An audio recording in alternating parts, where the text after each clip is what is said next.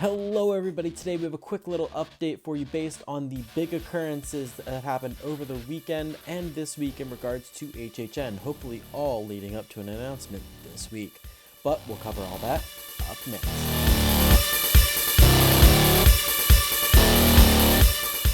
Welcome back, it's Michael from Hallowed Thrills with another HHN Orlando update.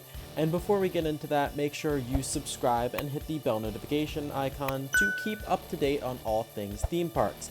And follow all my social media at Hallowed Thrill, links in the description. And if you did not see my last video, you missed the release of my new merch shop. So you can check out that merch shop with the link in the description, and it will help support the channel so I can get better content for you guys. So now let's get into the news. Over the weekend, scaffolding went up outside of the storefront that normally holds the tribute store for HHN. And well, when I say that they did not, they work fast, I mean it. Because within a few days, the facade for the tribute store was completely up. And as of today, as you can see here, I believe we have the finished facade for this year's tribute store. The pictures being shown are from Sunshine Frights over on Twitter, and here's a few close-up pictures of the things that were added today. The few things that I can point out here are the Tesla coil and the other lab-type equipment, which, unlike the community's initial thought, is that this was being related to Beetlejuice's Graveyard Review.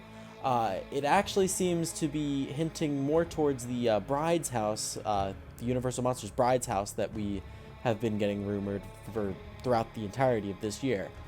Now, what I will say, it's a bit early that the facade for this story is going up, which leads me to believe that the rumor that I've been hearing is, of the store opening up on August 1st for a normal day operation is starting to make more sense. So when the store opens, it will possibly allow them to sell merchandise with the possibility of a new announcement with a announcement coming this week. So hopefully they will be selling the merch related to said announcement and the HHN retro merch that released last week. The next news we have is that according to the Universal Orlando website, Scare Actor Dining is still happening this year. This is contradicting to the fact that it was taken off of the HHN website. But the fact that the webpage regarding the experience on the Universal Orlando website appears to be updated with the new guidelines for this experience regarding the pandemic that is currently ongoing.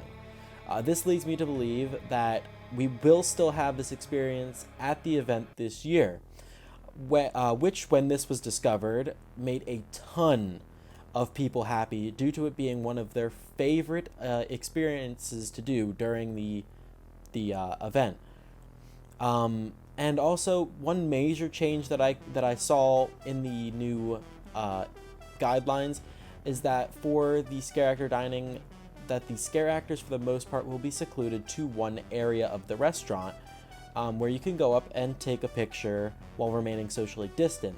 Then you can also have an interaction with the scare actor as well, which to me, if that's what it takes to have this experience take place, then so be it. The last little bit of news that is for today is that it was reported by HHN Updates over on Instagram and Twitter that after calling Universal Ticket Services today, he was able to get confirmation that they will be doing RIP tours this year for the event. And for those who do not know what that is that it's a separate ticketed tour that you can purchase alongside your normal HHN ticket. And on this tour, you can go from house to house with a tour guide, and you get to skip to the front of the queue. And along the way, your tour guide will tell you about history of HHN, the story behind all the houses at the year event, as well as the stories behind all the scare zones and how they creative came up with the ideas. And just overall different facts about the event. Personally, I have never done this tour, but I may look into it this year, as it seems that it might be the safest way to experience this year's event, especially with being able to automatically get access to all the houses, and it allows you to remain more socially distant from people as you are only secluded into a tiny group. But what I've heard from people that have done it before, I have heard that it is definitely worth it. So that is it for the news on this very short episode, but hopefully within the next couple days we will get some announcements and I can bring you guys a ton of content covering all of the houses and scare zones that are hopefully going to be at the event. And also, if there is an announcement this week, keep your eyes out for a new Horror Nights Unscripted episode over on SoCalExploring, which I may or may not be showing up in. So make sure you keep your eyes open for that. But with that being said, make sure you leave a like if you enjoyed the video and leave a comment telling me when you think the first announcement is going to be, and if when that happens, what do you think the announcement will be of? Yeah, so tell me what you think below. And as always, I've been Michael, and this is Hallowed Thrills, and I'll see you guys next time.